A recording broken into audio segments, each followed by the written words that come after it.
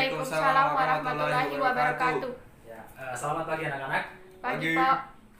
Sebelum kita memulai pembelajaran kita pada pagi hari ini, alangkah baiknya bila kita mengawalinya dengan berdoa terlebih dahulu menurut kepercayaan dan keyakinan kita masing-masing, agar ilmu yang kita pelajari pada hari ini bisa bermanfaat untuk diri kita maupun sesama. Untuk itu, saya minta kepada ketua kelas, silakan untuk memimpin doanya, Wahyu. Selesai. Bagaimana kabarnya hari ini anak-anak? Alhamdulillah baik, Pak. Baik ya. Sebelumnya Bapak presentasi kehadiran kalian dulu ya.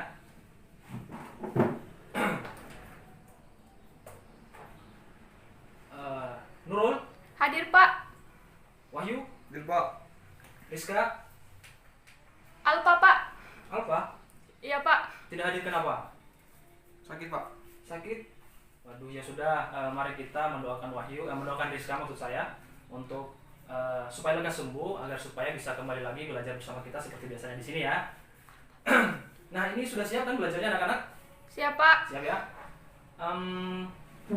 Kalau begitu sebelum siap itu coba kalian perhatikan dulu di kiri kanan samping meja kalian, di bawah meja kalian itu masih banyak sampah yang berserakan, tolong dibersihkan dulu. Kemudian yang jadwal piket hari ini siapa? Saya, Pak. Oh baiklah Nurul, tolong bantu saya membersihkan, menghapus papan tulis dulu. Kemudian yang lain bisa mengkondisikan ya, bisa merapikan tempat duduknya dulu. Ya, Pak. Ya cukup Nurul. Ya terima kasih ya Nurul ya. Iya, Pak. Nah kalau sudah seperti ini kan kita belajarnya jadi enak dan nyaman. Oke.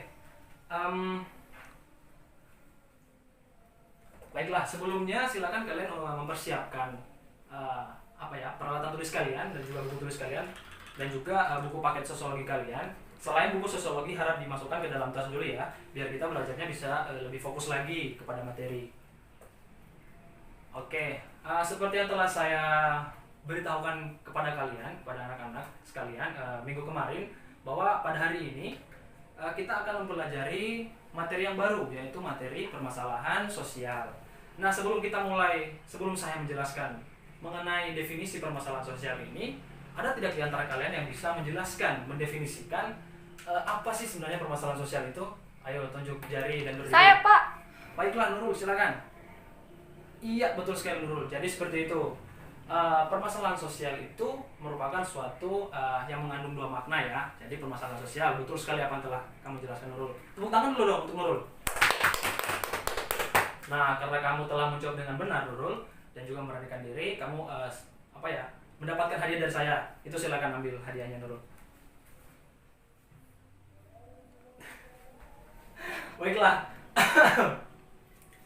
Kita masuk pada materi inti. Jadi seperti yang telah dijelaskan oleh Nurul tadi, bahwa masalah sosial atau permasalahan sosial ini terdiri dari dua kata, maksud saya, yaitu kata permasalahan, masalah, atau sosial. Nah, kata sosial ini juga lah yang membedakan antara permasalahan sosial dan juga permasalahan yang lain. Seperti contohnya permasalahan politik, permasalahan ekonomi, permasalahan agama, dan permasalahan-permasalahan yang lain. Surjono Sukanto mendefinisikan bahwa permasalahan sosial sebagai bentuk ketidaksesuaian unsur-unsur yang dapat membahayakan suatu individu ataupun kelompok, seperti itu. Oh ya, ada yang melihat spidol saya? Oh ya, terima kasih. Gitu, Pak. Ya, tadi terdapat dua kata ya, permasalahan dan sosial. Nah, kata sosial inilah yang membedakan antara permasalahan sosial ini dan permasalahan yang lain. Oke, jadi sampai sini paham ya. Kemudian untuk permasalahan sosial ini juga terjadi diakibatkan karena adanya interaksi sosial di tengah-tengah masyarakat yang itu tidak saling berkesinambungan dan tidak saling membutuhkan dan juga untuk memenuhi kebutuhan hidupnya, seperti itu. Nah, dalam permasalahan sosial ini terdapat dua elemen yang saling terkait ya, bisa dikatakan seperti itu. Dari kedua elemen ini ada tidak yang bisa menjelaskan atau tidak menyebutkan salah satu dari kedua elemen ini? Mungkin Nurul atau Wahyu bisa menyebutkan salah satunya saja. Baik, Pak. Baik, silakan. Objektif, Pak. Baik, betul sekali. Tepuk tangan lagi dong untuk Wahyu. Nah, jadi seperti yang disebutkan oleh Wahid tadi, permasalahan sosial ini terdapat dua elemen, yaitu elemen objektif, dan elemen subjektif. Nah, apa itu elemen subjektif? Elemen subjektif adalah elemen objektif merupakan segala bentuk kondisi sosial yang tidak sesuai harapan kita, dan kadang-kala biasanya kita tidak menyadari permasalahan sosial itu, permasalahan tersebut secara objektif ini terjadi pada kita ataupun orang lain di sekitar kita, seperti itu. Contohnya itu misalnya seperti ketika kita melihat suatu surat kabar atau melihat di televisi mengenai orang-orang yang di PHK atau memutuskan hubungan kerja, ataupun juga suatu keluarga yang mengalami korban kekerasan ataupun tunawisma yang di pinggir jalan yang minta-minta seperti itu termasuk elemen objektif. Kemudian elemen subjektif ini dia merupakan keyakinan seseorang terhadap kondisi-kondisi sosial yang dianggap berbahaya. Jadi ketika kita meyakini mengenai kondisi sosial tersebut adalah berbahaya, maka kita mengenalinya sebagai suatu kondisi sosial yang subjektif. Jadi contohnya itu seperti peperangan misalnya, kemudian ada obat-obatan terlarang, beda tentang obat-obatan terlarang, kemudian juga ada rasisme dan juga polusi. Nah, ada yang bisa membedakan antara elemen subjektif ini dan juga elemen objektif ini? Ada yang bisa membedakan? Ya baik, saya jelaskan kembali ya. Jadi perbedaan di antara kedua ini adalah terletak pada pelakunya atau komponennya. Jadi kalau elemen objektif tadi kita sudah dijelaskan bahwa kita sudah menganggap itu sebagai permasalahan, kita sudah mengetahui itu. Namun berbeda dengan subjektif. Elemen subjektif tidak semua masyarakat, tidak semua semua kelompok atau semua masyarakat bisa dikatakan seperti itu mengatakan atau berpendapat bahwa permasalahan sosial ini merupakan suatu permasalahan seperti itu. Jadi tidak semua masyarakat menganggap kondisi tersebut sebagai suatu permasalahan. Itu yang membedakan dari elemen objektif dan juga subjektif seperti itu. Nah, kemudian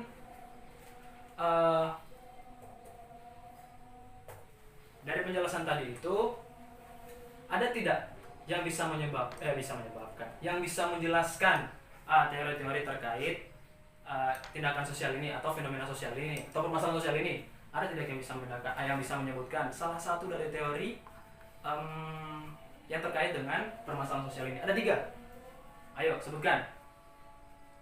Yang pertama itu adalah teori apa? Ayo, Wahyu mungkin bisa menjelaskan, bisa menyebutkan teori apa? Teori konflik, Pak. Teori konflik. Ya. Betul sekali, teori konflik. Nurul mungkin juga bisa menjelaskan salah satunya lagi. Ada 3. Ya, betul sekali Nurul. Jadi itu teori konflik tadi yang Wahyu jelaskan. Kemudian yang kedua adalah teori struktural fungsional. Nah, seperti itu. Kemudian ada satu lagi. Tadi teori konflik ya. Konflik. Kemudian teori struktural fungsional. Kemudian ada teori interaksionisme simbolik. Nah, dari ketiga teori ini saling erat, saling berkaitan. Kemudian yang bisa menjelaskan mengenai permasalahan sosial.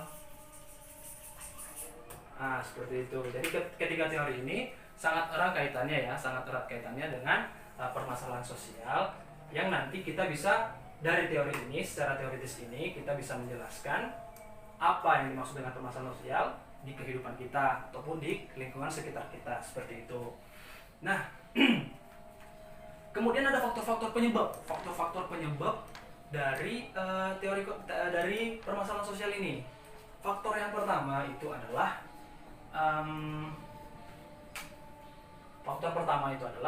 faktor ekonomi. Kemudian yang kedua itu adalah faktor sosial dan budaya.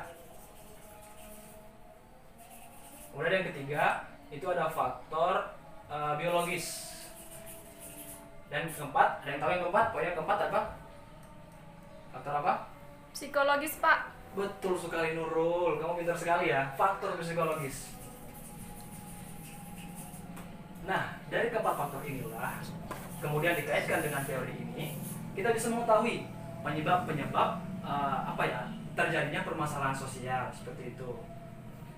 Misalnya kayak faktor ekonomi. Faktor ekonomi ini berkaitan dengan ketidakmampuan anggota masyarakat dalam memenuhi kebutuhan-kebutuhan pokoknya, seperti misalnya memenuhi kebutuhan-kebutuhan primer, kebutuhan-kebutuhan yang sandang, pangan, dan papan, seperti itu, yang sangat-sangat harus dibutuhkan seperti itu. Kemudian contoh dari contoh fenomena dari faktor ekonomi ini adalah seperti misalnya ada yang bisa mencontohkan? Ada yang bisa mencontohkan? Ada yang bisa mencontohkan? Wahyu mungkin bisa mencontohkan apa dari faktor ekonomi ini penyebabnya? Kemiskinan. Ya, betul sekali, kemiskinan. Jadi, kemiskinan dikatakan sebagai suatu permasalahan sosial. Faktor penyebabnya adalah faktor ekonomi, karena kemiskinan ini kondisi ketika seseorang itu tidak mampu memenuhi kebutuhannya sehingga terjadinya kesenjangan sosial seperti itu. Nah, faktor ekonomi ini juga sangat erat kaitannya dengan kriminalitas sosial. Kadang-kala banyak orang yang melakukan kriminalitas, terjadinya kriminalitas yang berawal dari faktor ekonomi seperti itu. Nah, dari faktor apa lagi ya yang saya perlu jelaskannya? Oh ya, faktor ini sosial dan budaya. Jadi faktor sosial dan budaya itu disebabkan oleh adanya ketidaksesuaian pelaksanaan nilai-nilai atau norma dalam masyarakat sehingga menimbulkan perbedaan seperti itu. Kemudian dilanjutkan oleh faktor biologis. Nah, faktor biologis itu disebabkan oleh ketidaksesuaian kondisi lingkungan dan juga fasilitas-fasilitas yang tidak memadai seperti fasilitas kesehatan ataupun fasilitas pendidikan. Kemudian faktor psikologis. Faktor psikologis itu adalah faktor yang disebabkan oleh ketidaksesuaian kondisi lingkungan yang ada seperti kurangnya pengetahuan ataupun mungkin kurangnya wawasan yang kita ketahui mengenai permasalahan sosial ini seperti itu. Nah, saya rasa kita telah sampai di ujung momen pembelajaran kita. Nah, untuk itu saya ingin menyimpulkan